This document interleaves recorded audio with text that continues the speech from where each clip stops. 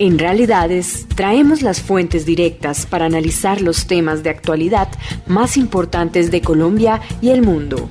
Este es el invitado de la semana. Nos acompaña en el estudio el periodista Ricardo Angoso García. Él es español, nacido en Salamanca, actualmente vive en Colombia y tiene una hoja de vida tan supremamente extensa que vamos solamente a mencionar algunas cosas destacadas para que nuestra audiencia tenga una muy buena idea de quién es nuestro invitado. Él es licenciado en Ciencias Políticas y Sociología de la Universidad Complutense de Madrid, con especialidad en Ciencia Política, magíster en Radio y Comunicación, también de la Universidad Complutense de Madrid y la Radio Nacional de España. Es titulado en Defensa Nacional por el Centro Superior de Estudios de la Defensa Nacional y bueno, tiene otra serie de estudios y de diplomados y de cursos muy interesantes. Su principal experiencia ha sido como corresponsal de la revista Cambio 16 en Bogotá. Además ha sido coordinador general de diálogo europeo, corresponsal en Europa del Este de Diario 16 y bueno, tiene una amplia experiencia en este tema, también como redactor, locutor, colaborador en emisoras de radio. Ha tenido cerca de 70 colaboraciones y participaciones en libros y distintas publicaciones. Ha participado como organizador, coordinador, director, ponente en 17 congresos y seminarios importantes. Ha recibido cerca de 14 premios, incluso becas y otro tipo de reconocimientos. Y bueno, pues no nos alcanzaría la entrevista para presentar todos los estudios y los antecedentes de nuestro invitado. Démosle la bienvenida entonces a Ricardo Angoso, periodista español que conoce muchísimo sobre la situación colombiana y ha escrito mucho sobre ella. Ricardo, muy buen domingo, ¿cómo está usted? Muy buen domingo y un saludo a toda vuestra audiencia y a todos vosotros. Muchas gracias por tus palabras también. Bueno, Ricardo acaba de publicar un libro muy interesante, se llama La Paz, una utopía. Este es un libro que tiene cerca de un mes, tal vez dos, de publicado aquí en Colombia. En este libro se incluye una serie de entrevistas muy interesantes sobre personas de la vida política del país, de todas las tendencias. El libro tiene un prólogo de Plinio Mendoza, pues quisiera mencionarlo, dice Plinio: como sea, le sobra razón a Ricardo Angoso cuando asegura que una de las claves para el desarrollo de Colombia, siguiendo la propuesta de este libro, es atender a los grandes desafíos que tiene el país en materias tales como sanidad, educación, infraestructura, lucha contra el narcotráfico y seguridad pública. Estos son los temas sobre los cuales usted entrevistó a una serie de personas de la vida política nacional. Cuéntele por favor a nuestros oyentes cómo fue esa experiencia, qué resultado encontró usted. Cuéntenos sobre este libro, La Paz, una utopía. Bueno, dos cosas. La primera de ellas es que todo el mundo quiere la paz. Si usted sale a la calle y coge un micrófono mañana, el 100% de la gente que hay en la calle le va a decir que quiere la paz. En España, en Ruanda, en Bosnia y Herzegovina, en cualquier parte del mundo le van a decir que quiere la paz. La segunda parte es a qué precio o a qué coste quiere esa paz, ¿no? Y bueno, yo después de todas estas entrevistas, todas ellas positivas, y cada uno busca sus caminos, sus maneras y tiene una forma de entender cómo llegar a esa paz, la conclusión que yo he sacado, y esta es una conclusión quizá un poco parcial, una conclusión política, pero bueno, todas las conclusiones son políticas, es que no había, pienso y sigo pensando que en Colombia no había las precondiciones para un proceso de paz. Un proceso de paz es una técnica política. O sea, un proceso de paz no es una cosa que se improvisa, como ha hecho Santos. Aquí improviso, me voy a La Habana, mando a 20 amigos en un avión de la Fuerza. Esto no es así. Esto es una cosa más seria. Un proceso de paz es una cosa más seria. Vamos a ver, aquí una de las personas en la escena internacional que más ha liderado el proceso de paz es Bill Clinton, por ejemplo. El proceso de Irlanda del Norte y el proceso de Bosnia y Herzegovina. El señor Clinton, ¿qué hizo cuando los acuerdos de paz de Dayton que acabaron con la guerra en Bosnia y Herzegovina? Yo trabajaba en aquella época en Naciones Unidas. Pues hizo una cosa muy clara. Sentó a los bosnios, los serbios y croatas. Dijo, aquí no se pega ni un tiro. Tiene que haber ausencia de violencia para negociar. Mientras haya violencia, aquí no se negocia nada. Punto final.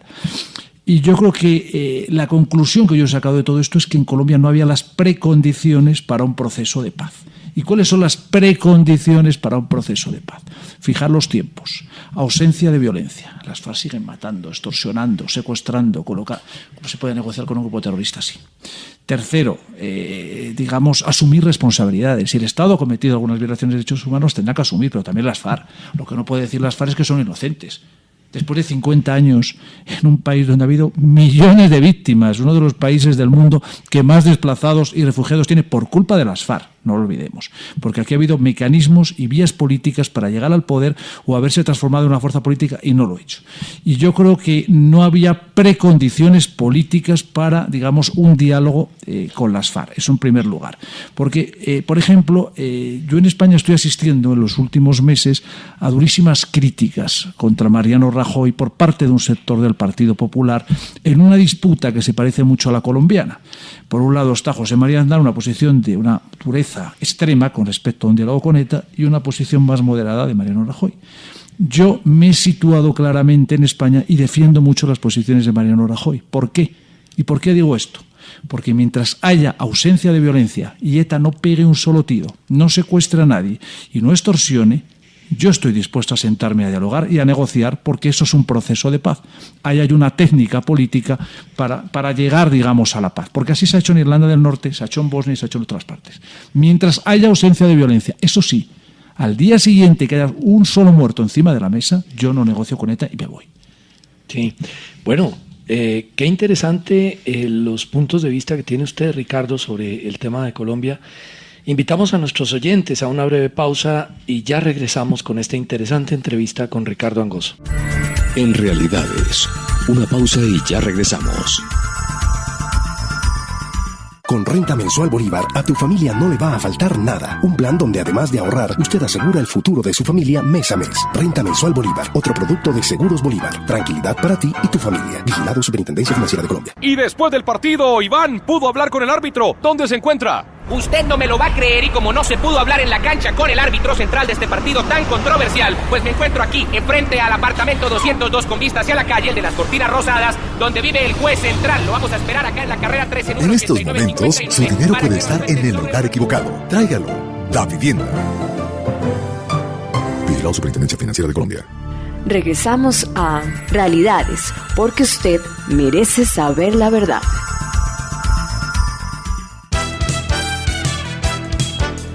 En Realidades, Verdad Colombia examina y analiza los temas que hacen noticia en Colombia y en el mundo. Continuamos en Realidades con nuestra interesante entrevista con el periodista Ricardo Angoso. Hoy su libro, La Paz, una utopía, hace un retrato de lo que es la situación del país, la situación política, incluso económica y en otros aspectos, en las entrevistas que tiene usted la oportunidad de presentar ahí en ese documento. Yo quisiera compararlo con algunos artículos que ha publicado usted en años anteriores. Por ahí a finales del 2012, usted publicó un artículo que se llama La paz se puede firmar, pero dudo que dé resultados.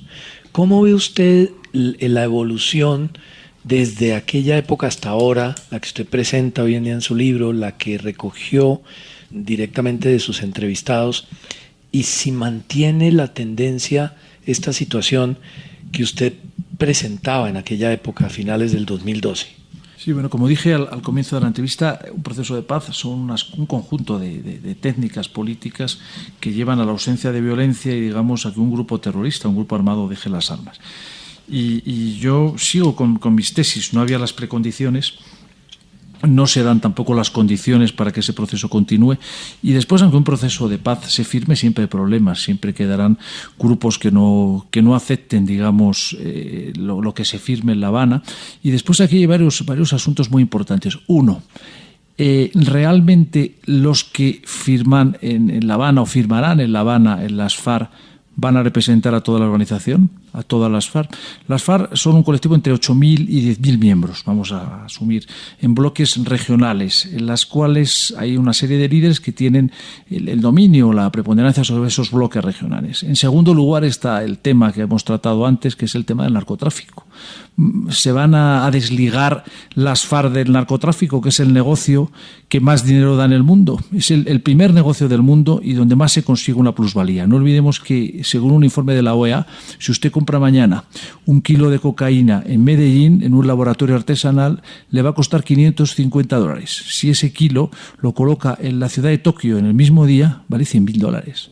Se multiplica por 200. ¿Usted cree que una actividad tan lucrativa de gente que no ha hecho nada más que en su vida pegar tiros va a dejarlo de la noche a la mañana? Y en tercer lugar, un aspecto fundamental, es gente que lleva desde los 15 años en la lucha armada, ¿no? Y esto en todos los procesos de paz siempre ha sido una parte fundamental, ¿no? Cómo reintegrar en la vida social, económica, no digo ya política, sino en la vida normal, en la vida que usted y yo llevamos, de ganarnos la vida honradamente a este colectivo de más de 10.000 personas. Ya se ha visto la problemática que representaban los paramilitares en este sentido. Y sin las precondiciones y sin las condiciones, el posconflicto va a ser arduo y va a ser muy, muy difícil. Luego está el tema de las víctimas, ¿no? Y el tema de las víctimas es una parte fundamental de todo proceso de paz. Es que hablamos de un conjunto de aspectos fundamentales, y en un conflicto tiene que haber, como en Irlanda del Norte, o como puede haber en el País Vasco, o como en Bosnia y Herzegovina, lo que es memoria, reparación y justicia para las víctimas. Y luego yo creo que hay una serie de fórmulas que han funcionado en otros procesos de paz. Por ejemplo, en Irlanda del Norte, algo que se hizo, dijeron, bueno, sí, vamos a tratarles a los terroristas con cierta consideración y no vamos a hacer que cumplan todas sus penas, pero sí van a pagar una parte sustancial del delito. Es decir, gente que fue condenada a 20 años pagó 6 o 5, pero pagaron. No hubo una impunidad total. Y segunda parte, gente que tuviera delitos de sangre no podían participar en la vida política, ni siquiera de concejales. Y creo que esto es una parte fundamental, es decir, usted cometió delitos de sangre, la sociedad va a tener una consideración con usted porque cometió errores y porque no se puede estar juzgando ad eternum por los errores que usted cometió con 25 años, pero usted no puede representar a los ciudadanos de este país. De tal forma que hoy en Irlanda del Norte el IRA, por ejemplo, que tiene un brazo político que es el Sinn Féin, participa en el gobierno, es cierto, pero los miembros que participan en el gobierno no cometieron delitos de sangre ni crímenes de lesa humanidad, ni participaron en la lucha armada. Esos señores están en su casa y tuvieron que abandonar la vida política. Creo que el presidente Santos y los que actualmente negocian en La Habana nos tendrían que explicar todas estas cuestiones, y creo que mi compañero de mesa y de tertulia, Miguel, el doctor Fierro, quiere decir anotar algo. Sencillamente, nosotros acá en Colombia vemos con mucha admiración la cultura jurídica y política que tiene España frente a el tratamiento que se le da al terrorismo. Realmente allá fue una concepción por sus actos. Los grupos se definen es por sus actos, ¿sí? El que mata, el que secuestra, el que pone bombas no merece otra nomenclatura distinta a la de terroristas. Sin embargo, acá en Colombia, en América Latina, ha habido mucho apologista hablando de causas alturistas y demás. Nosotros en su momento vimos con muy buenos ojos cómo Miguel se les trata como de románticos guerrilleros, ¿no? Sí, que están en los montes. Que tenemos que darle las gracias, en pocas palabras. Nosotros acá en Colombia en su momento valoramos mucho lo que hizo España en su legislación, estatuto antiterrorista y demás, pero cuando le quitó la personería jurídica a Batasuna, que era el brazo político de ETA, ¿sí? Pues realmente si en Colombia hubiéramos aplicado una doctrina jurídica y política semejante, pues yo creo que el polo democrático, yo creo que incluso el Partido Liberal no existirían y ya estarían ilegalizados frente a eso.